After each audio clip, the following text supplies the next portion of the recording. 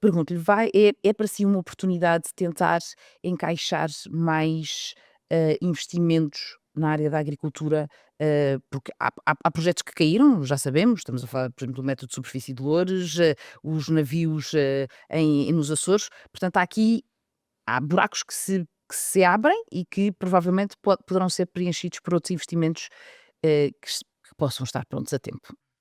Um dos objetivos que nós temos, precisamente por causa desse limite temporal, é podermos ter instrumentos financeiros também dedicados à agricultura, via reprogramação do PRR. E, por exemplo, podermos ter no compartimento, no compartimento nacional do InvestEU, colocar-se lá uma garantia para podermos apoiar as nossas empresas, e nomeadamente as empresas agrícolas. Como sabem, eu negociei o InvestEU e no compartimento nacional pode-se colocar do InvestEU como garantia 2% do PT 2030 ou 4% do PRR, até 4%. 4% do PRR são cerca de 800 milhões de euros. Não é preciso colocar Uhum. esse montante para instrumentos financeiros para esta área, mas tenho a expectativa que na reprogramação a Comissão Europeia aceite que o compartimento nacional InvestEU possa ser utilizado para este objetivo, criação de instrumentos financeiros, empréstimos a taxas de juro mais baixas. Isto tem a vantagem de, ao colocar ali aquele recurso e depois dos contratos com os bancos, fica executada a meta e depois há mais tempo para se executar Exatamente. os projetos e ficam com a duração do InvestEU, e aí já se podia ir até, no mínimo, até 2027, por exemplo. E dava aí mais tempo também para a execução dos projetos. Nós também estamos a fazer uma coisa, que é, cumprindo as metas, pode haver realocações. O PRR tem uma filosofia diferente Do Fundo de dos Coesão. fundos de coesão, dos fundos da política de coesão. Nós, por exemplo, vamos lançar um concurso de 52 milhões de euros de uma realocação que existiu dentro, cumprindo-se, no entanto, a meta, ou seja, não foi necessário a reprogramação, com o objetivo floresta.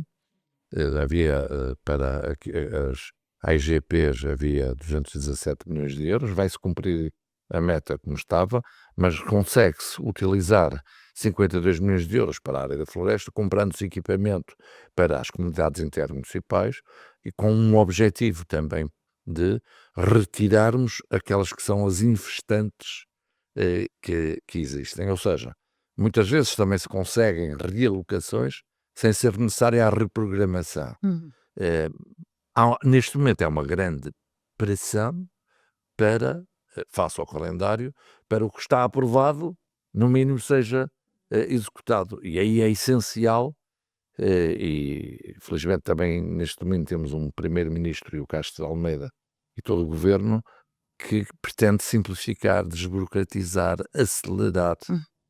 porque infelizmente temos muitas vezes hum, gente que está na administração pública e olha para um projeto procurando ver como é que o pode chumbar, quando devia olhar para o projeto vendo como é que, respeitando a legislação, o pode aprovar e acelerando. Nós não nos adianta ter muitos recursos se depois tivermos gente a atrasar ou a empatar decisões.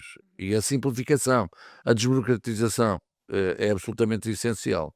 Hum, Falando ainda da floresta, está tranquilo com as metas e os marcos que tem de cumprir no PRR, ao nível da floresta? Não vou dizer que estou tranquilo, estou confiante que vamos cumprir. Eh, Porque a parte mais exigente vem agora.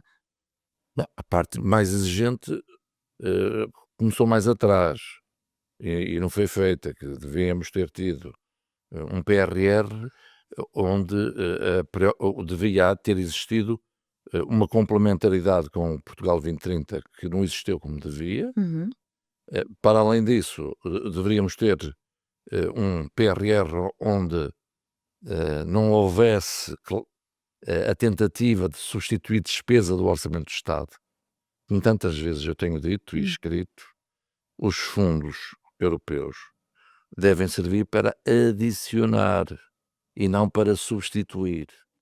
Hum, e muitas vezes são utilizados para, praticamente despesa corrente quando, tal até em termos regulamentares Não era não bem assim. não é recomendado para ser simpático, mas as metas e o calendário é exigente, eh, depois, o que está previsto é 2026, o fim. E acha que Bruxelas, daquilo que sabe da sua experiência em Bruxelas, Bruxelas não vai ceder em 2026 com essa meta? Eh, Isso vai depender muito da vontade dos Estados-membros e de uma maioria que É que está toda a gente atrasada, não é um problema de Portugal, sim, mas há sempre muitas vezes os gajos têm a expectativa de que não se gasta o dinheiro. de que aquilo que é aprovado não seja, utilizado e por isso as autorizações de um quadro financeiro plurianual,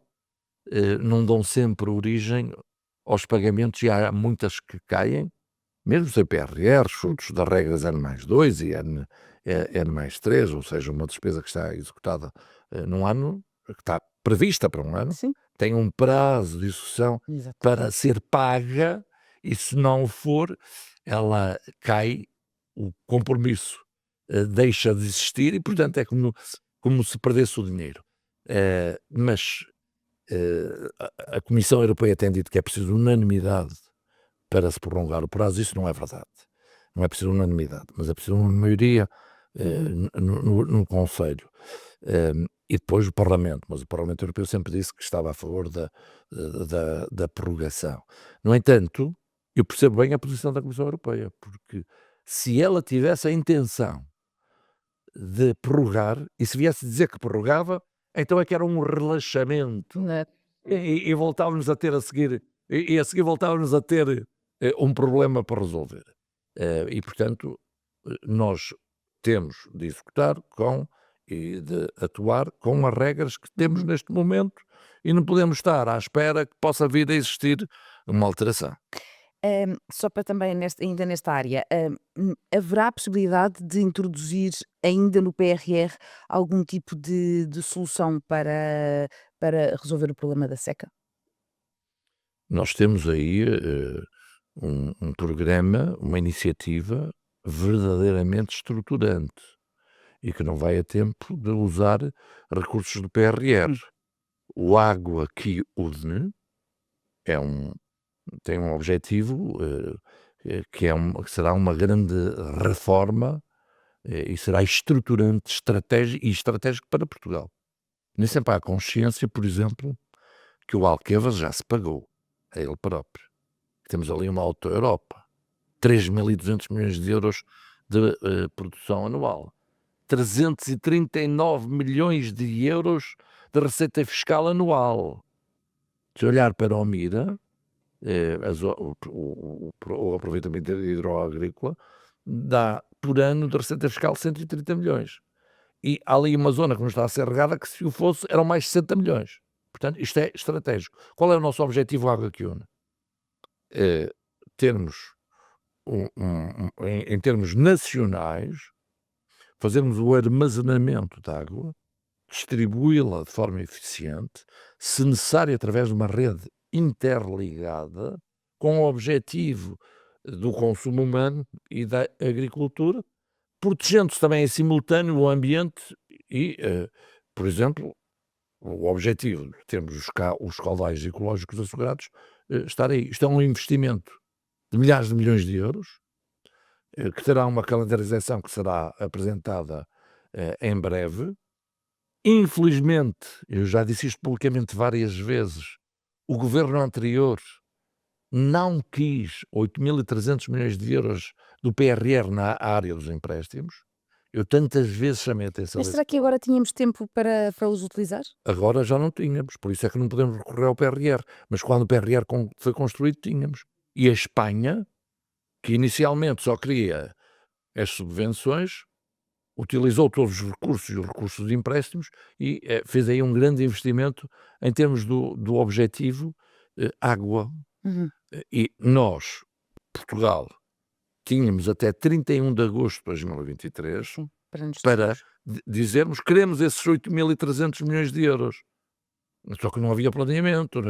Estamos a fazer um trabalho no governo que é o de acelerar, Hum. ao mesmo tempo simplificar, planear. Infelizmente não podemos ir buscar esses 8.300 milhões de euros e teremos de ter, e já está pensada, uma arquitetura financeira para podermos ter empréstimos para este objetivo. Do BEI?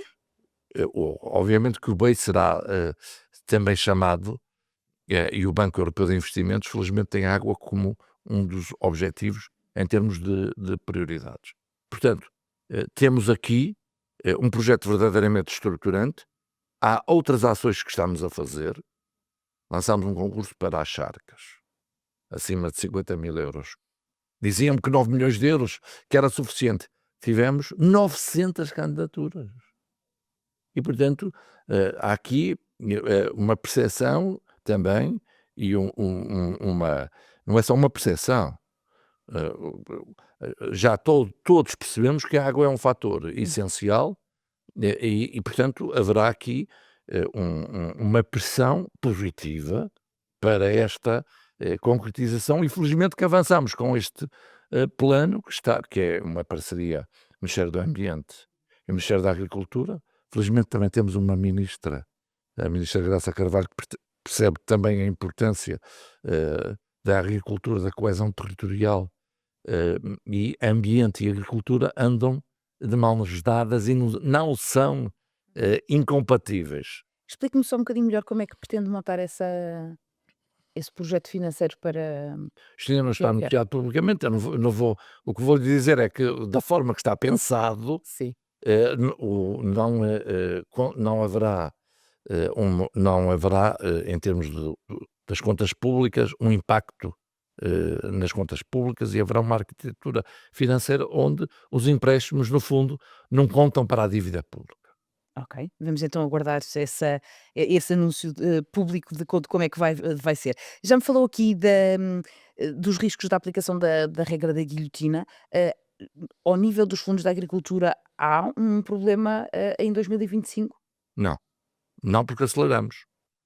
Nós, quando chegamos, em termos do PDR 2020, tínhamos 668 milhões de euros que teríamos de executar.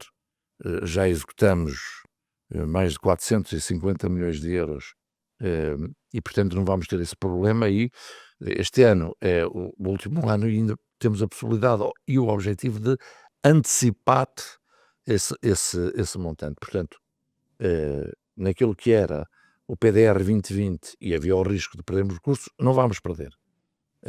O MAR 2030, antes do MAR 2020 também não perdemos. O MAR 2030 também está a correr muito bem, falando das pescas. No PEPAC, quando chegamos, execução zero. Taxa de compromisso, zero. E neste momento temos uma taxa de compromisso de 25%. E o objetivo é que até ao final do ano essa taxa de compromisso seja de 50%. Ou seja, nós em Execução? em ano não, mas Ainda não há nenhuma. há execução, há. Ah. A execução já está já é na ordem dos 8%. E, portanto, nós temos aí um acelerar brutal e taxas de execução e de compromisso zero aumentaram e, como eu disse, também somos ambiciosos. Temos um objetivo, não perder um cêntimo dos fundos europeus. E, se for preciso, até antecipar. Mas para isso fazemos bons projetos. Porque quando não se executa, não se planeia, não se acelera, chega-se a um determinado momento, procura-se gastar o dinheiro seja onde for. E como eu costumo dizer tantas vezes, gastar não é investir. E nós precisamos é de investir. Vai satisfazer os desejos da CAP, que pedia que se fosse instalado um mecanismo para que se pagassem juros aos agricultores sempre que o governo se atrasa no pagamento das verbas? Bem, mas nós não nos atrasamos. Houve um atraso, efetivamente, do governo anterior que nós recuperamos, pagamos o que era devido dos anos anteriores e do respectivo ano. E Já não há nenhuns pagamentos em atraso neste Não. momento? nós queremos dar previsibilidade, estabilidade Uhum. ao agricultor e fazendo uma outra coisa, Então, que é aumentando o rendimento, mas está porque o a dizer. rendimento que estava previsto, por isso é que reprogramámos o Uhum, PEPAC. O que estava previsto por hectare, por exemplo, em termos do apoio ao rendimento base, era de 81,7 euros por hectare. Nós passamos para 126 euros por hectare. E o Orçamento de Estado faz um esforço brutal para este objetivo. Aprovamos em Conselho de Ministros uma resolução de 60 milhões de euros por ano, o que significa, no espaço temporal de 5 anos, 300 milhões. Neste ano já está esses 60 milhões de euros, a que soma uma resolução que já estava aprovada, que vem do governo anterior, de 58 milhões de euros. Ou seja, o Orçamento de Estado faz um esforço anual de 118 milhões de euros para melhorar aquilo que é o rendimento do agricultor e promover, é um dos nossos grandes objetivos, a renovação geracional, e por isso duplicamos o apoio para os jovens agricultores. Portanto, nós não nos vamos atrasar a pagar aos agricultores, não haverá necessidade de pagar juros por aquilo que não será um atraso. Nós vamos cumprir e queremos cumprir. É necessário dar essa previsibilidade e essa estabilidade. Como eu costumo dizer, a agricultura é segurança alimentar, comida no prato, mas é economia, é coesão territorial, turismo, investigação, indústria de transformação, património, é gastronomia. Nem sempre há a percepção destas várias dimensões da agricultura, e é também defesa, que é uma palavra que eu espero que nunca seja devidamente interpretada e reconhecida. Senhor Ministro, muito obrigado pela sua presença, foi um prazer tê-lo aqui. O Eco dos Fundos fica por aqui, fique connosco e acompanhe-nos nas nossas várias plataformas. Obrigada.